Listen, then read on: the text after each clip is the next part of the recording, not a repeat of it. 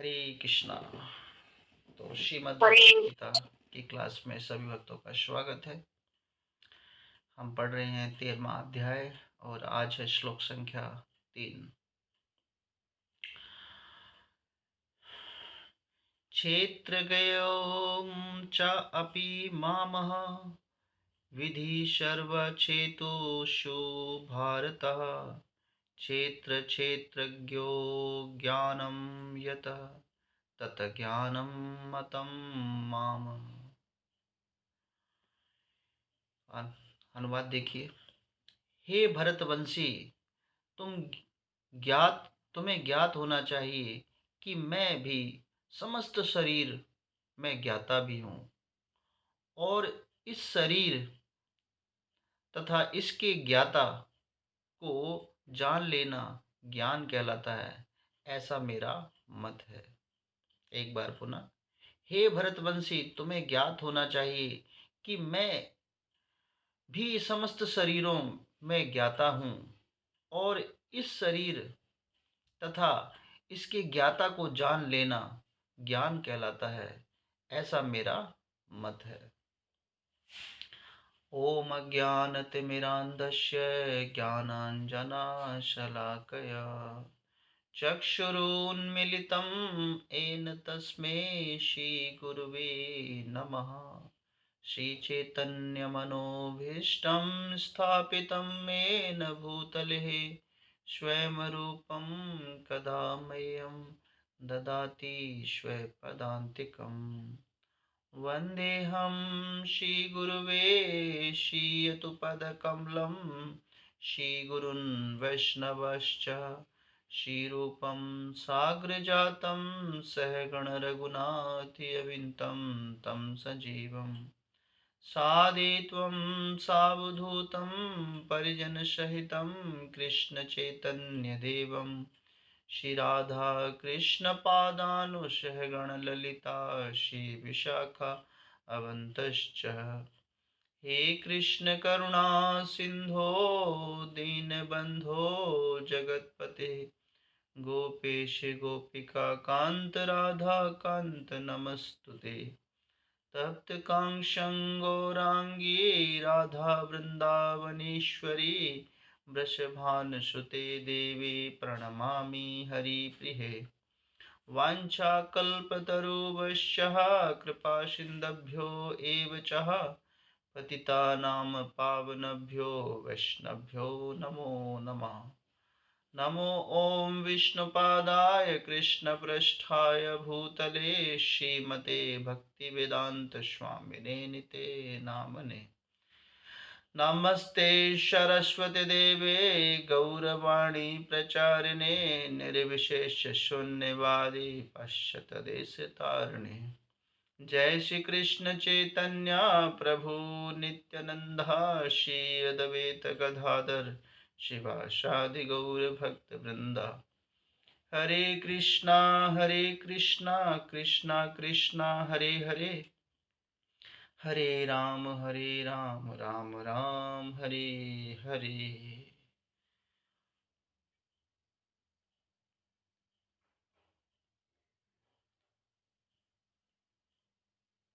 हरे कृष्णा। तो बहुत सुंदर श्लोक है श्रीमद् भगवद गीता का 13वें अध्याय का तीसरा श्लोक। क्षेत्र गयम चापी माम, है ना। क्षेत्र ज्ञम मतलब होता है क्षेत्र का ज्ञाता, चा मतलब भी, अपि मतलब निश्चय ही, माम मतलब मुझको, विधि मतलब जानो, सर्व मतलब समस्त, क्षेत्रस्यु मतलब शरीर रूपी क्षेत्र में, भारत हे भारत के पुत्र, क्षेत्र मतलब कर्म क्षेत्र शरीर, और क्षेत्र गयो मतलब तथा क्षेत्र के ज्ञाता का। क्षेत्र नाम ज्ञान, यत मतलब जो, तत् मतलब वह, ज्ञानम मतलब ज्ञान, और मतम मतलब अभिमत, मम मतलब मेरा, है ना। तो कल भी मैंने बताया था कि क्षेत्र मतलब क्या होता है, ये शरीर है। तो हमें इस क्षेत्र में कैसी फसल बोनी है। क्षेत्र मतलब फील्ड भी होता है ना। तो क्षेत्र में कैसी फसलें बोएंगे, तो जैसी फसलें बोएंगे वही तो काटेंगे। आइए तात्पर्य पढ़ते हैं। तात्पर्य शील भक्ति वेदांत स्वामी अभय चरण अरविंद शील प्रभुपाद के माध्यम से। शील प्रभुपाद की जय। शरीर शरीर के ज्ञाता, शरीर शरीर के ज्ञाता, आत्मा तथा परमात्मा विषयक व्याख्या के दौरान हमें तीन विभिन्न विषय मिलेंगे। भगवान, जीव, पदार्थ। तीन विभिन्न विषय ज्ञान मिलेंगे। भगवान, जीव तथा पदार्थ। प्रत्येक कर्म क्षेत्र में, प्रत्येक शरीर में दो आत्माएं होती हैं, आत्मा और परमात्मा। क्योंकि परमात्मा भगवान श्री कृष्ण का स्वांश है, अतः कृष्ण कहते हैं मैं भी ज्ञाता हूं, लेकिन मैं शरीर का विष्टि ज्ञाता नहीं हूं, मैं परम ज्ञाता हूं। मैं शरीर में परमात्मा रूप में विद्यमान रहता हूं। तो ऐसा नहीं हुआ कि भगवान कृष्ण हमसे कभी अलग है। भगवान हमेशा हमारे निकट बैठे हुए हैं। ऐसा नहीं है कभी भी हम परमात्मा हमसे दूर है। कहते हैं ना कि मेरी भगवान कब सुनेगा। भगवान हमेशा सुनते हैं, समझते हैं। हमें एहसास नहीं होता, क्योंकि गीता कहती है ना, मैं शरीर में परमात्मा रूप में विद्यमान हूं। आत्मा है लेकिन भगवान परमात्मा। क्योंकि जब कहते हैं ना कि अगर मान लो फोन में, फोन कब एक्टिव होता है, जब उसको चार्ज किया जाता है। तो मेन करंट लगाया जाता है, तब फोन में वो चार्ज हो जाता है। तो वो स्टोरेज तो है ना, वो मेन करंट की तो है ना। तो जो हमारे शरीर में ऊर्जा जो है वो परमात्मा दे रहे हैं, भगवान दे रहे हैं। आत्मा का जो आत्मा का होने का कारण यही, आत्मा क्या मेन है ना, शरीर का एक मेन जो है फोन की तरह है। क्योंकि इसको एक्टिव कर रहे हैं परमात्मा। और एक्टिव कैसे होता है ये परमात्मा, है ना, चार्जिंग कैसे होता है फोन। हमारा शरीर में जो आत्मा विद्यमान है ये चार्ज कब होगी, जब हम भगवत गीता पढ़ेंगे तो उसका चार्जिंग है। जब हम धार्मिक ग्रंथों को पढ़ेंगे तो चार्जिंग है। भगवान का सानिध्य करेंगे तो चार्जिंग है। भगवान का नाम लेंगे तो चार्ज होता है। ये आत्मा उतनी ज़्यादा चार्ज होती है, तो ये शरीर की सुंदरता को और बढ़ाती है। तो चूंकि भगवान विद्यमान है ना, तो भगवान विद्यमान जब होते हैं तो भगवान का ही गुणगान होना चाहिए शरीर में। फिर मनुष्य क्यों इतना मूर्ख है कि वो भगवान को छोड़कर कहीं और अन्य अन्य भौतिक विचारों की चर्चा करता है। ये तो दोष युक्त हो गए। इसलिए व्यक्ति को समझना चाहिए, है ना, कि मुझे कहाँ ध्यान लगाना चाहिए। आगे बढ़ते हैं। भगवान कहते हैं मैं प्रत्येक शरीर के कर्म क्षेत्र का ज्ञाता हूँ। व्यक्ति भले ही अपने शरीर का ज्ञाता हो, किंतु उसे अन्य शरीर का ज्ञान नहीं होता। समस्त शरीर में परमात्मा के रूप में विद्यमान भगवान समस्त शरीर के विषय में जानते हैं। वे जीवन की विविध योनियों के सभी शरीरों को जानने वाले हैं। एक नागरिक अपने भूमिखंड के विषय में सब कुछ जानता है, लेकिन राजा को न केवल उसके महल का, अपितु प्रत्येक नागरिक की भू संपत्ति का ज्ञान रहता है। इसी प्रकार कोई भले ही अपने शरीर का स्वामी हो, लेकिन परमेश्वर समस्त शरीरों के अधिपति हैं। राजा अपने साम्राज्य का मूल अधिपति होता है और नागरिक गौण अधिपति। इसी प्रकार परमेश्वर समस्त शरीरों के परम अधिपति हैं। तो बहुत सुंदर प्रभुपाद यहाँ पे उदाहरण दे रहे हैं। क्या जैसे हमारी कोई जमीन पड़ी हुई है ना, हमारा कोई छोटा प्लॉट पड़ा हुआ है या कोई छोटा सा खेत है, तो वो हम उस खेत के बारे में जानते हैं कि नहीं जानते? अपने प्लाट के बारे में, अपने खेत के बारे में सभी जानते हैं। तो क्या सरकार को वो नहीं पता? सरकार को भी तो पता है कि इनके नाम पर वो जमीन है ना, क्योंकि वो रिकॉर्ड में दर्ज रहता है। इसी तरह भगवान को भी सब कुछ पता है। भगवान को ही पता है कि क्या ये शरीर, कौन नागरिक कहाँ पर है और क्या कर रहा है, वो कितना मेरा चिंतन कर रहा है, कितना पराया चिंतन कर रहा है ना। भगवान को एक एक चीज की खबर है, लेकिन हम सोचते हैं कौन हमें देख रहा है। गीता कहती है भगवान की नज़र हमेशा हम पर रहती है। हमारी पलकों पर एक देवता विराजमान रहते हैं, है ना, निमाई देवता। तो वो हमारी को नज़र रख रहे हैं कि हम क्या कर रहे हैं। सूर्य भी हम पर नज़र रख रहा है, चंद्र भी हम पे नज़र रख रहा है, वायु भी हम पे नज़र रख रही है ना। फिर शरीर में परमात्मा रूप है, वो भी हम पे नज़र रख रहे हैं। तो भगवान को सब कुछ पता है, परमात्मा को सब कुछ पता है।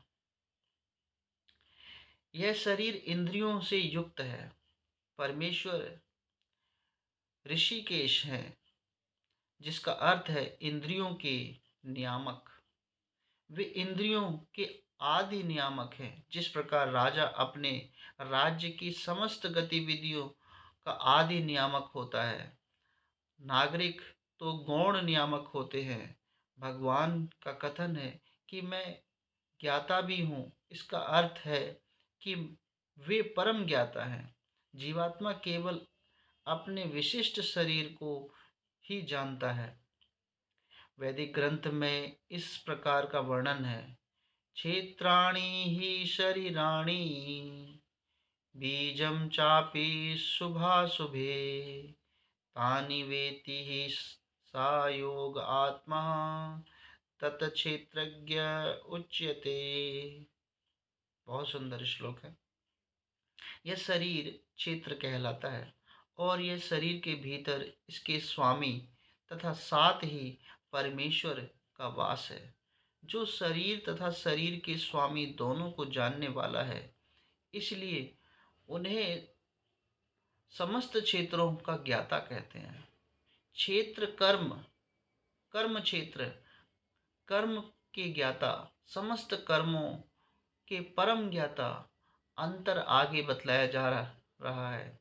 वैदिक ग्रंथों में शरीर, आत्मा और परमात्मा के रूप में साम्यक जानकारी, ज्ञान नामक भी अभिहिति की जाती है।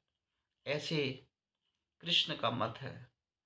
आत्मा तथा परमात्मा को एक मानते हुए भी पृथक पृथक समझना ज्ञान है। जो कर्म क्षेत्र तथा कर्म के ज्ञाता को नहीं समझता, उसे पूर्ण ज्ञान नहीं होता। तो भगवान को जानना क्या है? पूर्ण ज्ञान है। जो व्यक्ति भगवान को नहीं जानता वो कुछ नहीं जानता, वो अज्ञान है ना, क्योंकि वो अपने बारे में नहीं जानता। मेरे जीवन का क्या उद्देश्य है, मैं क्यों इस संसार में आया हूँ, क्या मैं धन कमाने आया था, बच्चे पैदा करने आया था, या घर की सुविधाएं करने आया था। मेरा उद्देश्य क्या था, क्यों परमात्मा ने भेजा, तो वो कुछ नहीं जानता। लेकिन भगवान के विषय में जानता है तो वो सब कुछ जानता है। वो परम ज्ञानी है, उसे पूर्ण ज्ञान नहीं है कि भगवत गीता कहती है मनुष्य को प्रकृति, पुरुष, प्रकृति का भोक्ता तथा ईश्वर वह ज्ञाता जो प्रकृति एवं विष्टि आत्मा का नियामक है की स्थिति समझनी होती है।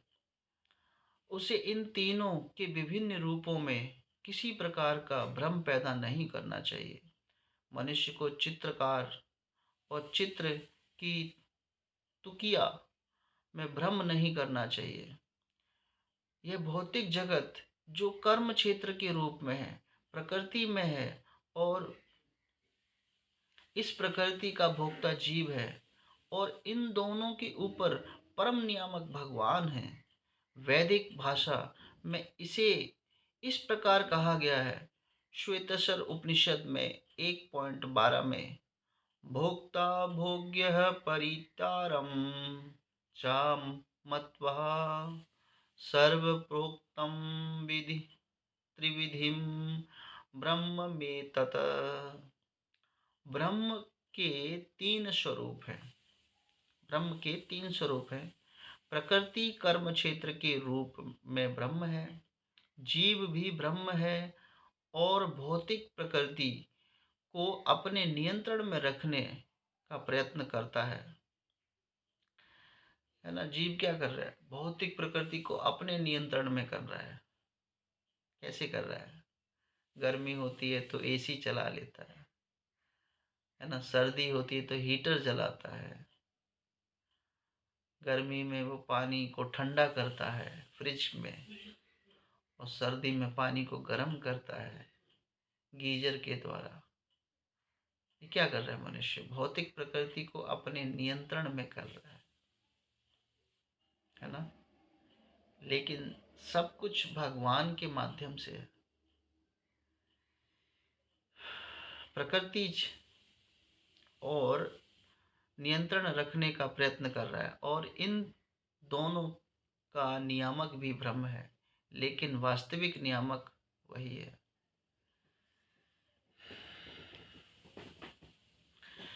इस अध्याय में बताया जाएगा कि इन दोनों ज्ञाताओं में से एक उच्युक्त है तो दूसरा चुक्त है, एक श्रेष्ठ है तो दूसरा अधीन है। जो व्यक्ति क्षेत्र में इन दोनों ज्ञाताओं का एक मान लेता है वही भगवान के शब्दों का खंडन करता है। देखिए कितनी सुंदर लाइन है, ध्यान से सुनिए इसको। इस अध्याय में बताया जाएगा कि इन दोनों ज्ञाताओं में एक अच्युत है तो दूसरा चुस्त है, एक श्रेष्ठ है तो दूसरा अधीन है ना। भगवान श्रेष्ठ हैं और हम भगवान के अधीन हैं। लेकिन जो क्षेत्र में इन दोनों ज्ञाताओं का एक मानता है ना, क्या मान लेता है, कभी कभी मूर्ख व्यक्ति अपने आप को ही भगवान समझ लेता है, मैं ही मालिक हूं, इस शरीर का मालिक मैं नहीं हूं, इस शरीर के मालिक भगवान है, परमात्मा है। तो हम भी इस शरीर के मालिक नहीं है, और जब ये शरीर मालिक के अनुसार नहीं चलेगा तो फिर शरीर में कष्ट पैदा होगा। व्यक्ति का स्वास्थ्य कब खराब होता है ना, व्यक्ति का स्वास्थ्य तब खराब होता है जब वह मालिक के अनुसार नहीं चलता, क्योंकि शरीर का मालिक तो भगवान है, और मालिक कौन है, भगवान श्री कृष्ण। तो मालिक जैसा बोल रहा है गीता में, भगवान जैसा बोलते हैं वैसा व्यक्ति को चलना चाहिए, अन्यथा ये शरीर भी साथ नहीं देता, शरीर में कष्ट पैदा होता है ना। तो शरीर से स्वस्थ रहना है तो गीता सुनो, पढ़ो, समझो, क्योंकि मालिक गाड़ी भी मालिक के इशारे पर चलती है ना। बिना मालिक के अगर गाड़ी चले तो फिर गाड़ी खराब होनी है, मालिक की नज़र होनी चाहिए। कहते हैं ना कि बाग में जिस बाग का कोई माली नहीं होता, वो बाग क्या होता है, उजड़ जाता है। इसी तरह ये शरीर का परमात्मा पर ध्यान देना चाहिए, इस शरीर के परमात्मा पर, क्योंकि वही क्या है, परम है, परम ज्ञाता है, वही इस शरीर को चला रहे हैं। ये तो भगवान का सानिध्य है, भगवान की कृपा है कि जो व्यक्ति भगवान का ध्यान नहीं करते हैं उनकी भी भगवान व्यवस्थाएं करते हैं। ध्यान भी कई तरीके का होता है, संसार में किसी के पास भी चले जाओ, बोले भगवान का ध्यान करते हो, बोले हाँ करते हैं। बोले कैसे करते हो, बस भगवान के पास गए, हे प्रभु आज मेरा दुकान में खजाना भर दो, आज मुझे ये दे दो प्रभु, मैं जा रहा हूँ काम पर, आज इतना चाहिए मुझे। ये भगवान का ध्यान है। हम तो चिंतन करते हैं, है ना। बोले हम तो भगवान पर ध्यान लगाते हैं, ये ध्यान नहीं है, ये तो मांगना है, भिखारी हो गया, हमेशा भीख मांगते रहते हैं, भगवान ये कर दो, भगवान वो कर दो। फिर भगवान का ये ध्यान नहीं है, ये तो भगवान से कृपा मांग रहे हैं। वास्तव में भगवान के विषय में जानना ज्ञान कहलाता है। ज्ञानी व्यक्ति ही भगवान को जानता है और सब अज्ञानी है। तो अंतर है ना। संसार में किसी के पास चले जाओ, बोले भगवान को मानते हैं, कैसे मानते हो, बस इस तरह ही मानते हैं। अगरबत्ती लगाई, प्रभु मैं जा रहा हूँ, काम कर देना। ये मानना नहीं है, ये मूर्खता है। बिना बिना मांगे, बिन मांगे मोती मिले और मांगे मिले न भीख। भगवान को बस प्रेम करना है, जानना है, गुणगान करना है। जैसे किसी व्यक्ति के गुण के बारे में बताया जाए तो व्यक्ति खुश होता है, तो वो व्यक्ति खुश होता है, प्रसन्न होता है और सारे काम की व्यवस्थाएं बनाता है। इसी तरह हमें तो भगवान कृष्ण का गुणगान करना है, तो भगवान कृष्ण खुश हो जाएंगे। और जब खुश होंगे तो वो भगवान है, परमात्मा रूप में हमारे में विराजमान है। क्या हमें क्या चाहिए भगवान नहीं जानते, जानते हैं। इस शरीर को क्या चाहिए जानते हैं ना। तो सब कुछ देने वाले वही हैं। तो बहुत सुंदर लाइन है यहाँ पे, एक श्रेष्ठ है तो दूसरा अधीन है। जो व्यक्ति क्षेत्र के इन दोनों ज्ञाताओं को एक मान लेता है वह भगवान के शब्दों का खंडन करता है, क्योंकि उसका कथन है कि मैं भी कर्म क्षेत्र का ज्ञाता हूँ। जो व्यक्ति रस्सी को सर्प जान लेता है वह ज्ञाता नहीं है। शरीर कई प्रकार के हैं और इनके स्वामी भी भिन्न भिन्न हैं, क्योंकि प्रत्येक जीव भी की अपनी निजी सत्ता है जिससे वह प्रकृति पर प्रभुता की सामर्थ्य रखता है। अतएव शरीर विभिन्न होते हैं लेकिन भगवान इन उन सब में परम नियंता के रूप में विद्यमान रहता है। यहाँ पर चा शब्द महत्वपूर्ण है क्योंकि वह समस्त शरीरों के घोतक हैं। यह शील बलदेव विद्याभूषण का मत है। आत्मा के अतिरिक्त प्रत्येक शरीर में कृष्ण परमात्मा के रूप में रहते हैं।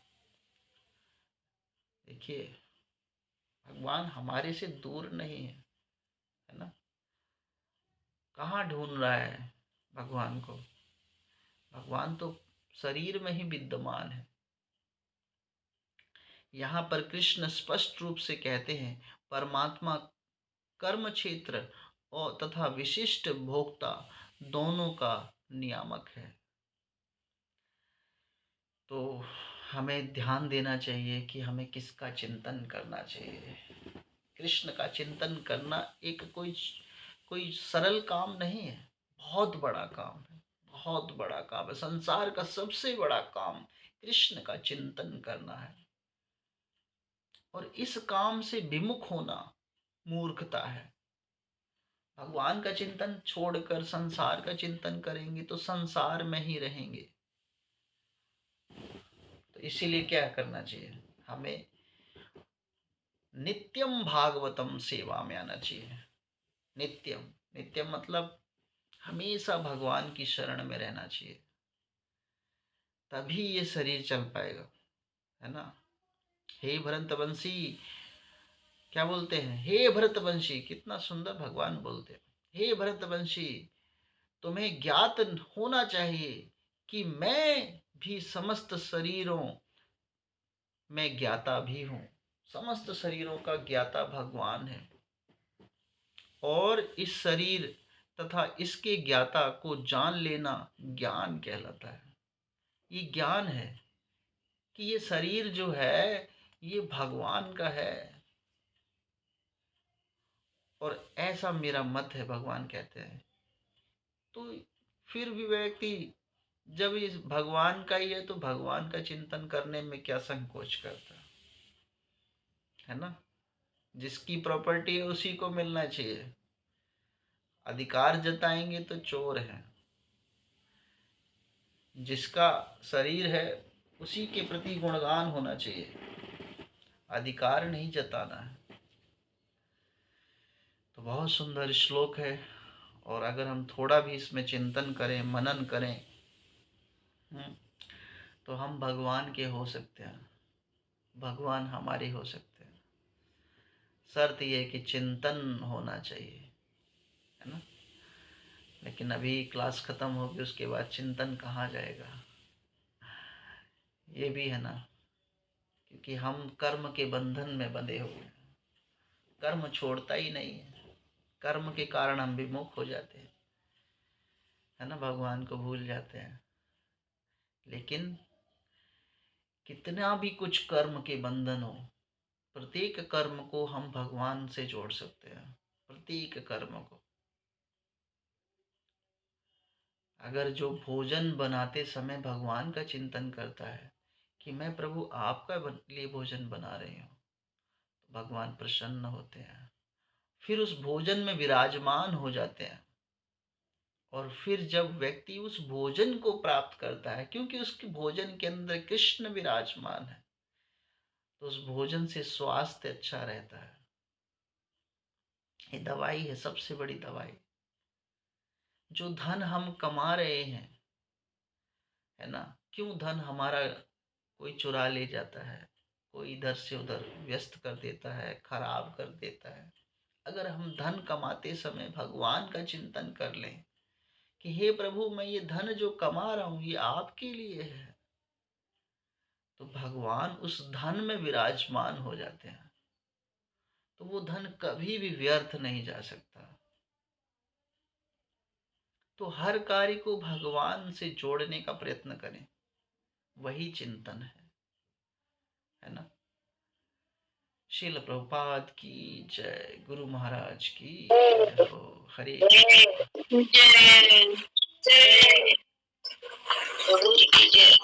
किसी कोई प्रश्न है, कोई चर्चा है, कृष्ण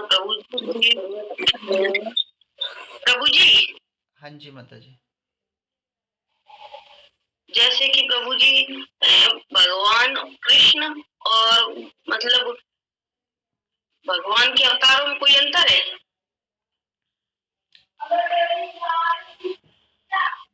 कोई अंतर नहीं है, लेकिन भगवान मतलब भाव, जैसे हम अगर अवतार में कृष्ण को ढूंढते हैं तो कोई अंतर नहीं है, लेकिन अवतार में विच्छेद कर लेते हैं, अंतर ढूंढते हैं तो अंतर है ना। भगवान को जब हम नरसिंह के रूप में देखते हैं तो भी हमें कृष्ण की छवि दिखती है कि अरे कृष्ण रूप में नरसिंह है, वराह रूप में, है ना, कृष्ण है ना। तो अंतर नहीं है, हमारी मति का अंतर है, बस बुद्धि का अंतर है। अवतार और अवतारी में कोई अंतर नहीं है ना। हरे कृष्णा। और प्रभु जी जैसे कि मतलब हम लोगों के हृदय में मतलब परमात्मा रूप में भगवान विराजमान है, तो किस रूप में प्रभु जी ध्यान करें? भगवान का चिंतन करें, बोले ये शरीर जो है भगवान का है, भगवान कृष्ण के रूप में करें, है ना, क्योंकि परमात्मा हमारे शरीर में विराजमान है, इस रूप में करें। ठीक है माता जी। और कोई जी प्रश्न? हरे और कोई प्रश्न है इस विषय? और प्रभु जी अस्तित्व और अस्तित्व में मतलब अंतर यही है कि मतलब प्रभु जी बता दीजिए। क्या मतलब?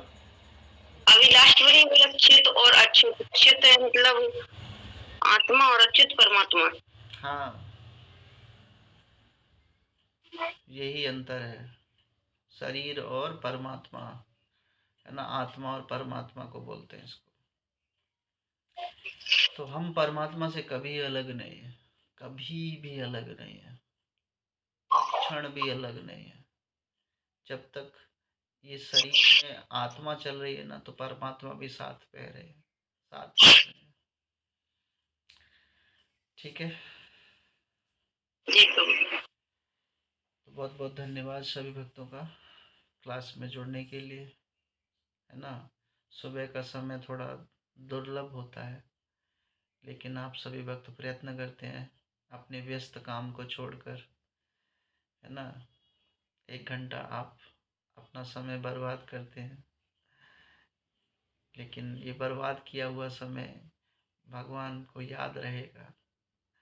आप इस भौतिक संसार से निकल जाएंगे ये 1 घंटे की जो क्लास सुनते हैं, क्योंकि भगवत गीता प्रभुपाद के माध्यम से है, और जो प्रभुपाद के शब्दों का संग करता है वो भगवत धाम का वासी है ना। प्रभुपाद कहते हैं मेरे शब्दों को पढ़ते रहो, सुनते रहो, समझते रहो, उसके बाद मुझ पर छोड़ दो। भगवान कृष्ण अगर हमें अनुमति नहीं देंगे धाम में प्रवेश की, तो प्रभुपाद के पास पीछे दरवाजे की चाबी भी है। तो श्रील प्रभुपाद की जय, गुरु महाराज की जय हो। हरे कृष्णा कृष्णा कृष्णा हरे हरे, हरे हरे हरे राम राम राम हरे हरे। प्रभु जी की जय हो। सभी